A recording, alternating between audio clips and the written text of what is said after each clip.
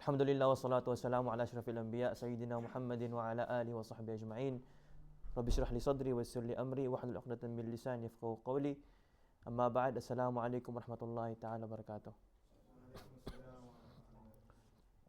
Alhamdulillah, pagpatuloy natin ang ating paksa patungkol sa mga pangyayari sa araw ng paghuhukom, sa araw ng muling pagkabuhay.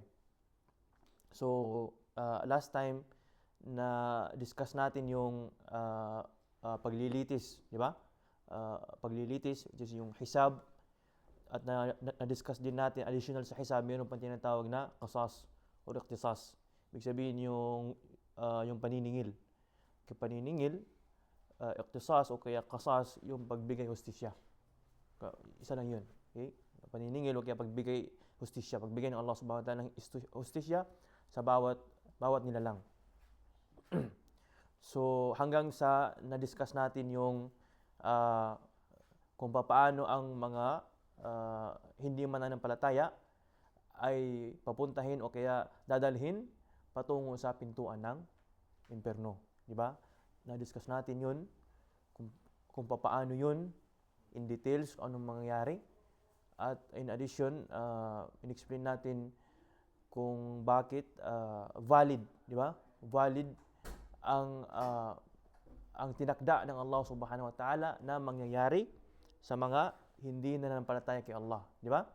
Nagbigay tayo kung bakit valid yun, kung ano ang wisdom ng Allah subhanahu wa ta'ala kung bakit ganun. At hindi muna tayo nagpatuloy sa kung ano ang nasa loob ng impyerno, kaya anong pangyayari sa loob ng impyerno, because babalik naman tayo sa ano ang mangyayari pagkatapos ng paglilitis sa mga mananampalataya. Di ba? So, tapos na tayo sa hindi mananampalataya. So, babalik muna tayo doon pagkatapos ng paglilitis. Pero, ang pag-usapan naman natin ang mga mananampalataya. Okay? Pero take note, kapag sinabi natin na sa pagsabi natin na pag-uusapan natin ang mananampalataya, may dalawang uri ang mananampalataya. So may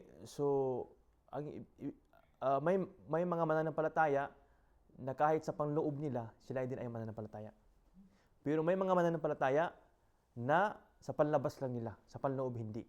Ibig sabihin, ang mapagkunwari, ang mga munafikin. Ibig sabihin, ang mga munafikin, dito sila isasama sa mga mananampalataya. Dahil ang panlabas nila ay mananampalataya. Okay? Ang mga munafikin, ang mga mapagkunwari, ang panlabas nila ay mananampalataya, di ba? Kaya dito sila isasama sa mga mananampalataya. Okay? So nabanggit din natin na patungo sa impyerno ang mga tao ay grupo-grupo, di ba? Kung sino ang mga kahalintulad ng kanilang gawain, sila ay magkasama sa isang grupo. Okay? So, ganun din ang mga mananampalataya. So, magkasama ang mga mananampalataya, grupo-grupo ang mga mananampalataya. Okay? At nabanggit din natin na sa panahon na papunta ang mga tao sa kanilang destination, bawat nation, bawat grupo ay susunod sa kanilang Panginoon. So, ang Allah subhanahu wa ta'ala ay lilikha ng kung ano man ang sinasamba nila. Kaanyo ng kung ano man ang sinasamba nila. Kahalintulad ng kung ano man na sinasamba nila.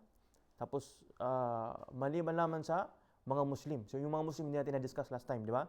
Ang na-discuss ko sa mga hindi mananampalataya at saka yung kanilang sinamba.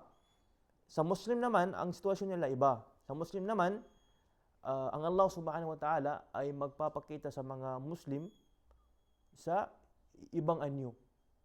Sa ibang anyo na hindi yung anyo na pinakita ng Allah subhanahu wa ta'ala sa before ang hisab. Di ba sabi natin na ang Allah subhanahu wa ta'ala ay darating upang siya ay magbigay hustisya. Okay?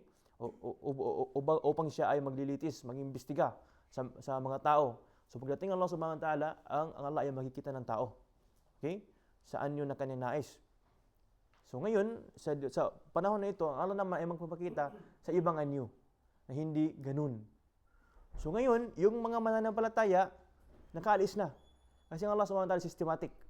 So pinauna yung mga hindi mananampalataya. Na-discuss na natin yun. Yung mga hindi mananampalataya ay patungo na sa impyerno. So ngayon, pinag-usapan natin ang mga mananampalataya. So yung umalis na sila, so ngayon, oras na ng mga mananampalataya na sila naman ang kausapin. Okay? So ngayon, tatanungin ang mga mananampalataya, sino pala ang sinamba niyo? Sabihin nila ang Allah subhanahu wa ta'ala ang sinamba namin. Okay? So, tanungin sila, sino ang sinamba niyo? Sasabihin nila, ang Allah ang amin sinasamba. So ngayon, ngayon magsasabi ang Allah subhanahu wa ta'ala na, ako ang inyong Panginoon. So sasabihin ng mga mananampalataya, hindi. Kasi sasabihin nila, hindi ikaw ang aming Panginoon. Kasi sa ibang anyo, di ba? So sasabihin ng Allah subhanahu wa ta'ala na bakit mayroon kayong mga palatandaan na nakikilala ninyo ang inyong Panginoon doon? Sasabihin naman ng palataya, oo. So sasabihin ng Allah, ano yun? Sasabihin ng mananampalataya, makikita namin ang kanyang binti, di ba? Binti, oh. So ganun, Allah subhanahu wa ta'ala, ipapakita niya ang kanyang binti. So yung makita ng mga mananampalataya, ang binti ng Allah subhanahu wa ta'ala, so doon, lahat ng mga mananampalataya ay magpapatira pa kay Allah subhanahu wa ta'ala. Automatic sila magpapatira pa kay Allah subhanahu wa ta'ala dahil kilala ng mga mananampalataya ang Allah subhanahu wa ta'ala dahil nagpakita ng Allah subhanahu wa ta'ala sa simula, yung sa unang pagpakita. Maliban lamang sa mga mapagkunwari, sila ay gusto nila sumama magpatira pa pero hindi sila bigyan ng Allah ng pahintulutan na magalaw nila ang kanilang katawan na sila ay makapagpatira pa. Okay? So, doon pa lang naging clear na. Okay, doon pa naging clear na. Pero ang problema lang, ang mapagkunwari, expert na sa dunya na makapalang muka. Kaya nga, kung ano tayo sa mundo, ganoon din ang tao doon. Yung sinungaling sa mundo, sinungaling doon kahit sa harap na ng Allah. Yung tapat sa mundo, tapat din sa harap ng Allah. Yung mapagkunwari sa mundo, mapagkunwari doon. Okay. Dalang-dala niya yun.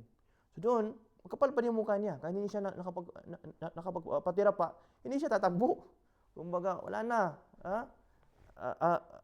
Sakpan na ako. Hindi. So, doon pa rin sila. Okay? So ngayon, ang mga tao na yun, ang mga mananampalataya na dalawang uri ay dadalhin na papunta sa sirat. So yung daan na dinaanan ng hindi mananampalataya at saka ng mananampalataya, isa lang yun. Bakit isa lang? Kasi ang sirat na pupuntahan ng mananampalataya ay nasa ibabaw ng impyerno ng pinuntahan ng hindi mananampalataya. Hindi niyo? Kaya isa lang yung daanan nila. Ang problema lang, iba ang napuntahan ng mananampalataya at iba ang napuntahan ng hindi mananampalataya. Ang hindi mananampalataya ay nahulog.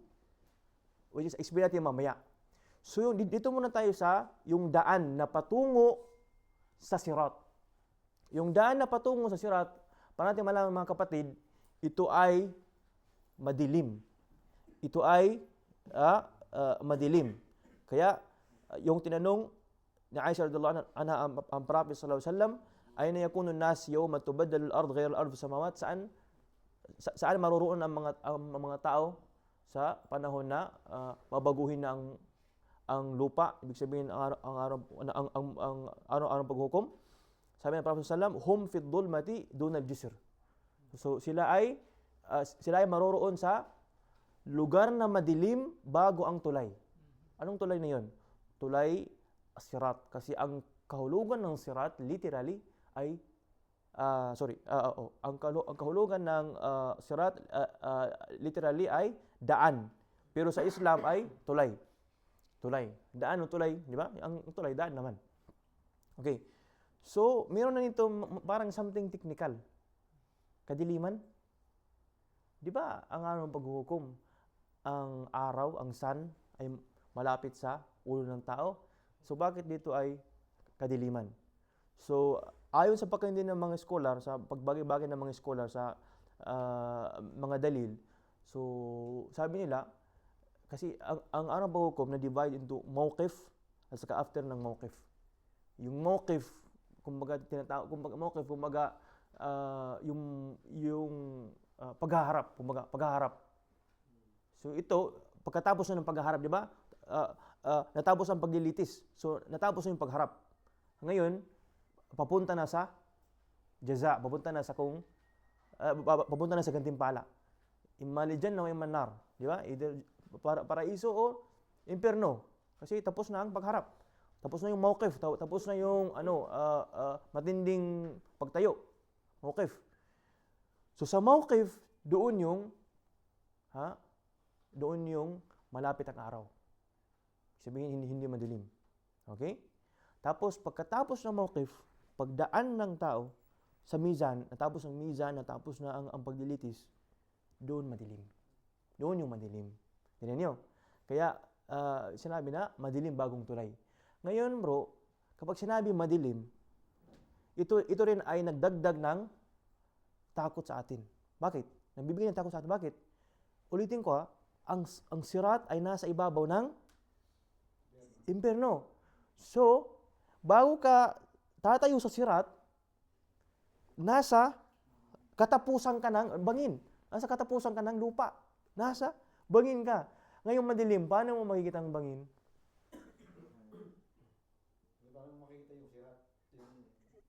Yung paano mo makita ang sirat at paano mo maiwasan, di ba? Paano hindi ka mahulog? Sorry.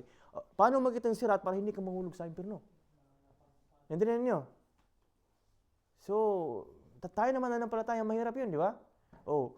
So, imagine niyo ang sitwasyon ng hindi mananampalataya, di ba? Mahirap. So, tayo ng mga mananampalataya, alhamdulillah, Allah subhanahu wa ta'ala ay palagi siya nag-promise na hindi niya pababayaan ang mga mananampalataya. Okay? Kahit pa matindi ang sinasabi ng Allah subhanahu wa ta'ala, ang mga pananakot ng Allah subhanahu wa ta'ala, kahit pa matindi masyado, pero ang promise ng Allah, kapag ikaw ay naging matuwid na mananampalataya, lahat nun, di ba? Lahat nun maging sipti ka.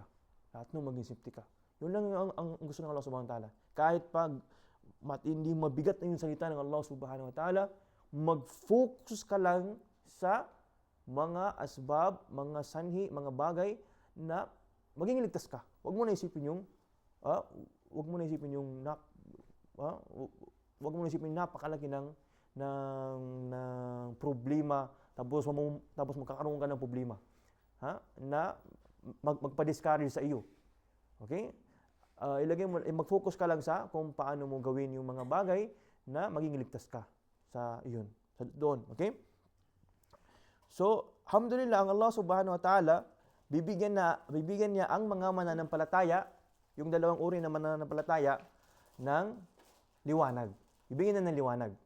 Kasi kailangan natin ng liwanag para makita natin yung daan, yung sirat. Di ba? Okay.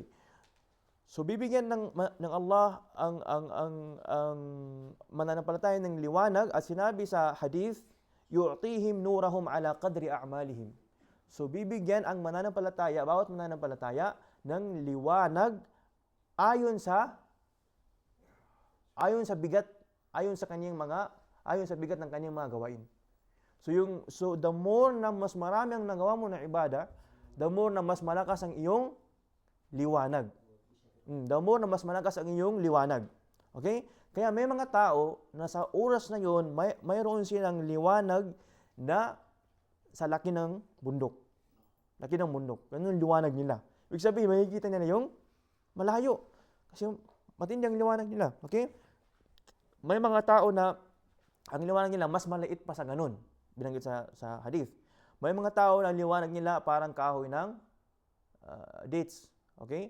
Parang kahoy ng kurma, palm tree, kumbaga. At may mga tao na mas maliit pa doon. Okay? At may mga tao na ang liwanag nila, okay, sa laki lang ng laki ng daliri. Okay? Ang liwanag nila, parang laki lang ng daliri. So, anong nangyayari sa kanilang liwanag? Namamatay. Okay? Kumbaga nawawala. Anong tawag doon? Nagpupundi. Okay, nagpupundi. Okay, on-off, nag-on off ang kanilang liwanag. So, dahil nag-on off ang kanilang liwanag, kapag nag-on ang liwanag, naglalakad sila. Kapag nang-off, hinto muna sila. Kapag ganun ang liwanag ng mga mananampalataya. So, iba-iba depende sa ating mga gawain. So, yun binanggit upang magpadami tayo ng ibada. Huwag tayo magsabi na sapat na yung 5 times sala, di ba? Hindi na ako mag-aayun ng dagdag kasi wala pa naman Ramadan, di ba? Tapos yung zakah, hindi ka nagprepare para sa zakah, hindi. Okay? So dapat magdagdag tayo ng ibada para sa panahon na 'yon, tayo ay magkakaroon ng matinding liwanag na magkakaroon tayo ng taimtim sa panahon na 'yon. So sinabi natin na ang mga mapagkunwari ay nandoon rin, di ba? Yung sa panlabas lang nila, sila ay mananampalataya. Sila ay magkakaroon ng mahina na liwanag. Okay? Magkakaroon din sila ng liwanag, mahina na liwanag. Kasi ang Allah adil. Ang Allah ay adil. So ang Allah hindi, kaya sabi ng mga scholar, ang Allah ay nagpaparusa based sa kanyang adil. Based sa kanyang pagiging patas. So sa sobrang pagiging patas ng Allah subhanahu wa ta'ala, imposible na mayroong papasok ng impyerno na hindi na ng Allah binigyan ng maraming chance. Na hindi na ng Allah dinaan sa maraming proseso para hindi talaga makakapag pang-aping Allah. Hindi niyo. Kasi maaari may mga tao, makakadba sa mga korte, mag-iimbestiga one time lang bigyan sa'yo ng judge. Tapos inusunti ka. Di ba? Ang Allah hindi. Kagawin pa niya lahat. At minsan, minsan nagbibigay Allah ng kaluwagan. Nagbibigay ng kaluwagan. Para kapag dumating yung parusa ng Allah subhanahu wa ta'ala, fair na talaga. Pinagbigyan ka na talaga ng chance. Wala na talaga. Wala kang isang mahahanap na butas sa pagiging patas ng Allah subhanahu wa ta'ala. Adil ng Allah subhanahu wa ta'ala at ng kanyang parusa. So, ganun. So, mga napagkunwari, doon din sila. Doon silang mahinay na liwanag. So, ang mga pagkunwari, gusto nila naman kasi ng liwanag para makasama sila. Kasi, nahuhuli na sila. O kaya, hindi pa rin clear sa kanilang daan. Kasi, ang liwanag na mahina, hindi sapat yan, di ba? So, magsisikap sila na lumapit sa mga mananampalataya. Okay? So sa pagsikap niya na lumapit sa mananampalataya, ang Allah ay maglalagay ng padir. Okay? Partition.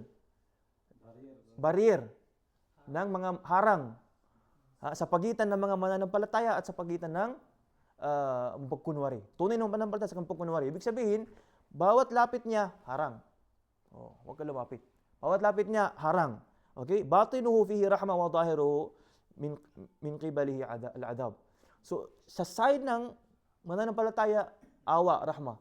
Sa side naman nila ay azab, parusa. Ibig sabihin, lumalayo sila sa padir na yun. Okay? Tinatakot sila. So, ngayon, ang teknik nila, sabihin nila na sabi nila na unduruna naktabis min nurikum. Unduruna naktabis min nila. Bro, bigyan mo ako ng liwanag. Bro, kunti lang, sama lang ako sa iyo. Ganun ba? So, tinatawag nila yung mga kilala nila. Okay, tinatawag mo kilala. Isama niyo ako. Sabi ng mga mananampalataya, irji'u waraakum. Okay. Sabihin pa nila, alam na kun ma'akum. Hindi ba kasama kayo namin? Ano ba? Sabi ko nga sa iyo, ang mapagkunwari, kahit pa sa araw maghukom, makapal talaga ang mukha niya. Di ba? Makapal talaga ang mukha niya. Okay? So sabi nila, alam na kun ma'akum. Di ba kasama kayo namin? Ibig sabihin, di ba kasama kayo namin magsabi ng la ilaha illallah? Wow! Di ba? Di ba kasama kayo namin magsabi ng la ilaha illallah? Magkasama tayo nagdasal? Di ba? Ako pa nga nang anyaya sa iyo sa masjid. Ako ba nag-drive sa inyo patungo sa masjid? Oh? Di ba kasama kayo namin mag-ayuno? Di ba kasama kayo namin sa jihad? Oh, kasama kayo namin sa lahat. Kasama kayo namin sa mga gawain. Okay? So sabihin ng mga mananampalataya na bala, oo, magkasama tayo. Ha? At ginawa niyo ang mga gawain pero panlabas lamang. Okay? Panlabas lamang ang gawain niyo, gawain ng mananampalataya. Gawain na walang pananampalataya sa loob.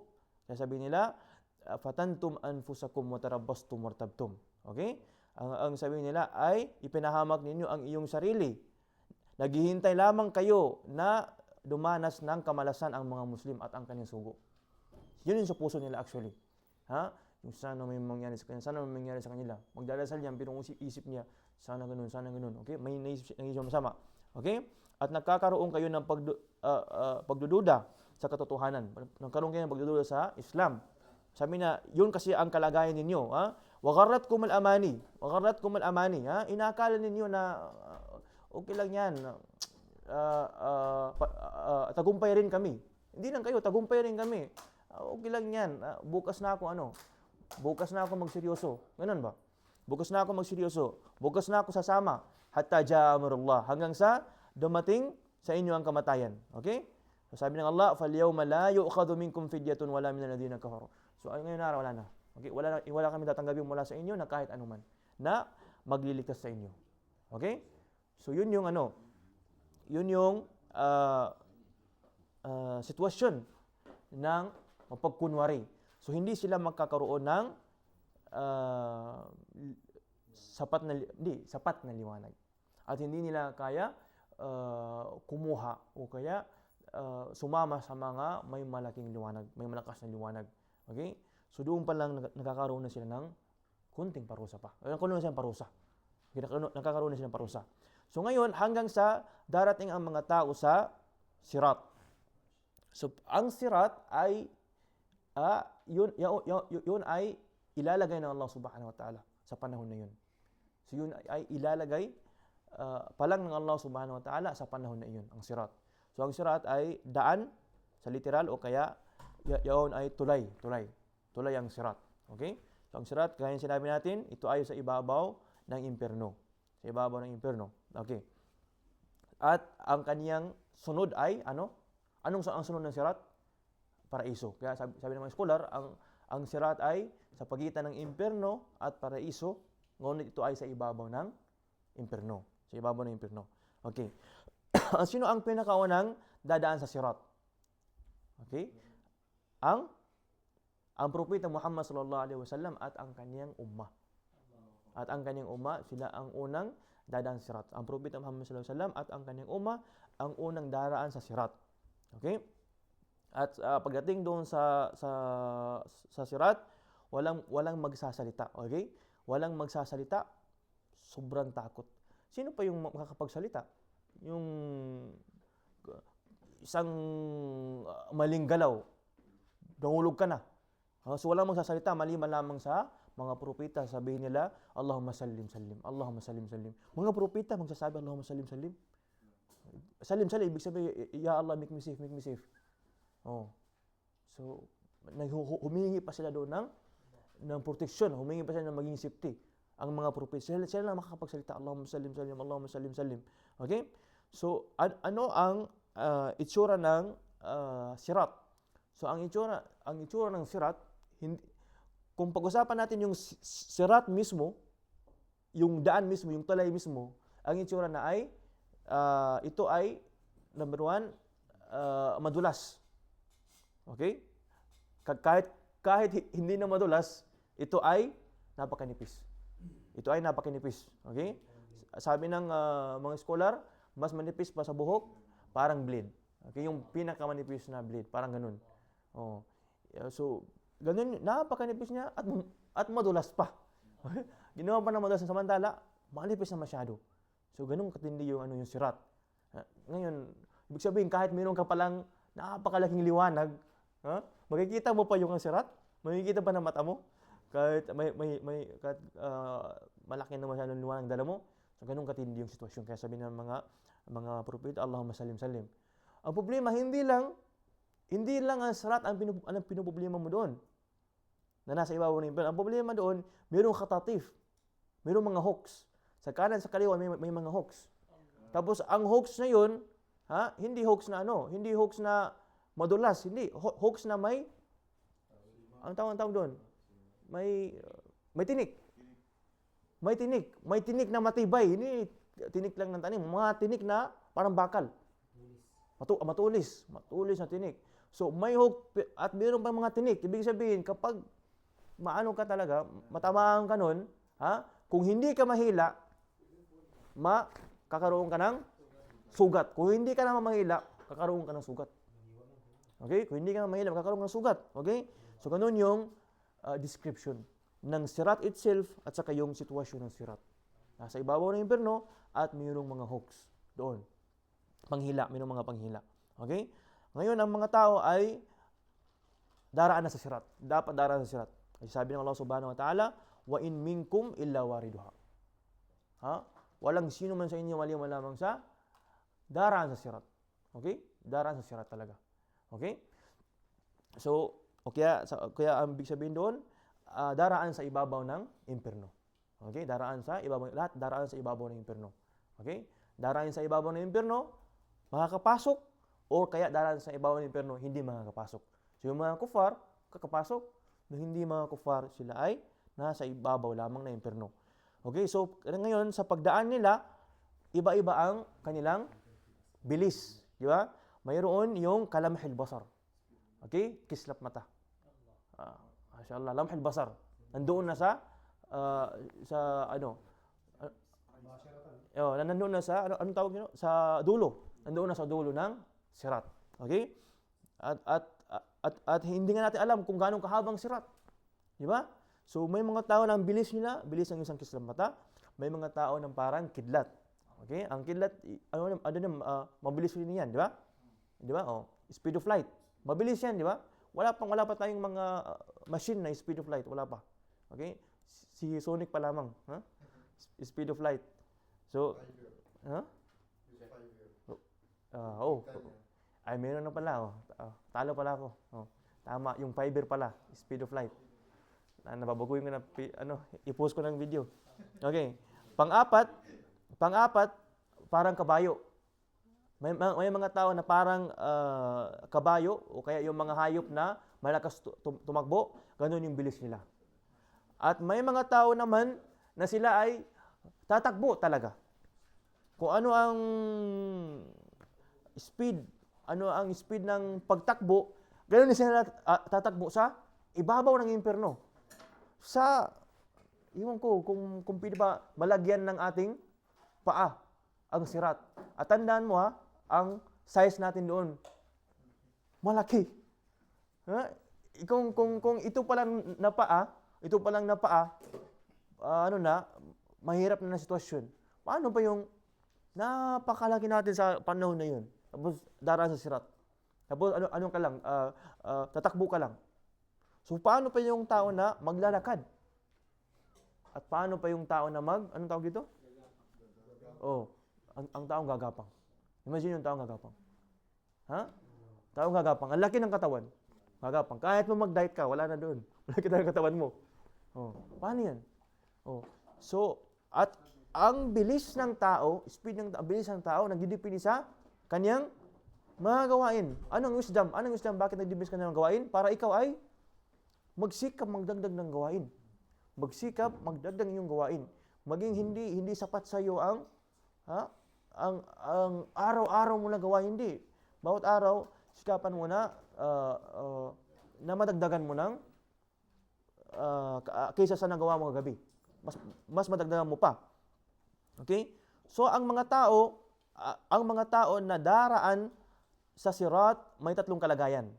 Number 1, isang mananampalataya na hindi siya magkakaroon ng anuman na pinsala sa kanyang pagdaan. Okay? Number 1 doon yung 70,000 na bawat isa may kasamang 1,000 na sila ay safety na safety. Okay? Lahat yun na mga tao VIP. Lahat ng pangyayari sa paghukom, lahat ng sinabi ko, exclude na sila doon. Doon na sila diretso sa sa huli, sa hindi ko pa na-topic. Oh, sa 70,000 nakasama 1,000 bawat isa sa kanila. O kaya, yung mga mananampalataya na hindi sila makakaranas ng anuman na kapinsalahan doon. Maliban lamang sa, okay, yun. Pangalawa, yung mga mananampalataya na magiging ligtas, magkakadaan, pero mayroong may kasamang pinsala. Mano? Mayroong mga balakit. May mga balakit. May mga gas-gas, kung gusto mo. May mga gas-gas. Bakit? Kasi yung panghila, hoax, di ba? Na tumama sa kanila. At may mga tao na mahuhulog sa impyerno. May mga tao na mahuhulog sa impyerno, yung mga taong mapagkunwari. Yung mga taong ang kanilang gawain ay hindi naging sapat. Okay? Kapag maubusan ka, kapag makulangan ka, maubusan ka ng iyong gawain, mahuhulog ka. Mahuhulog ka doon.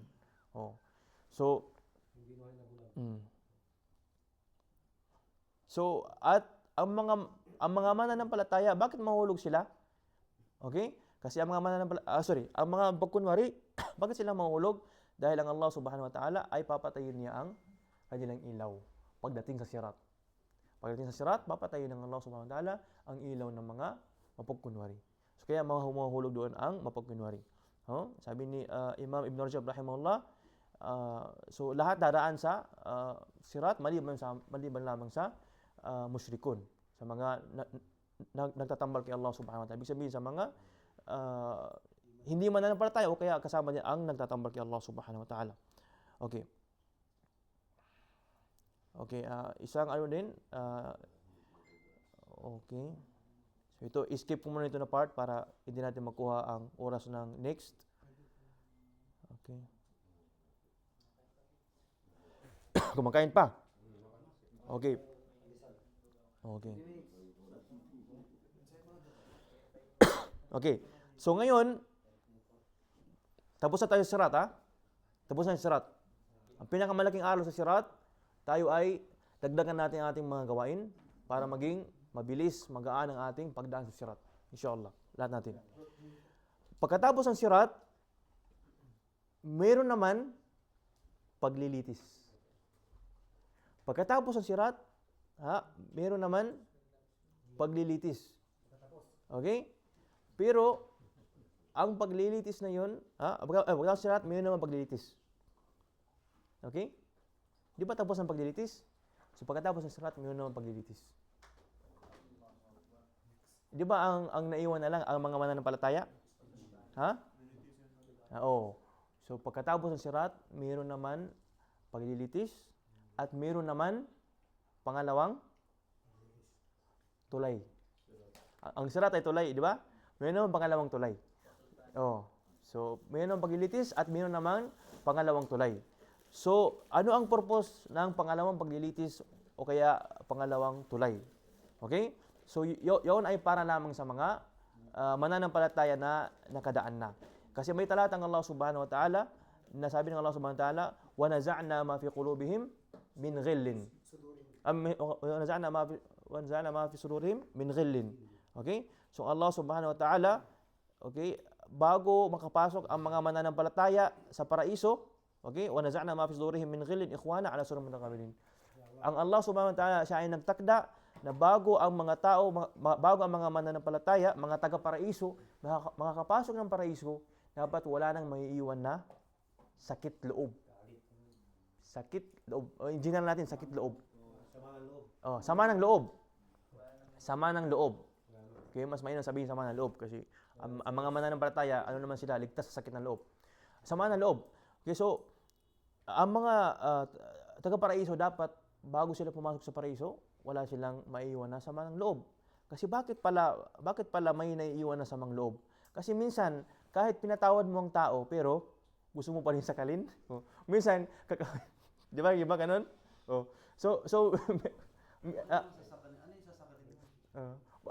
Baka may tao ganun.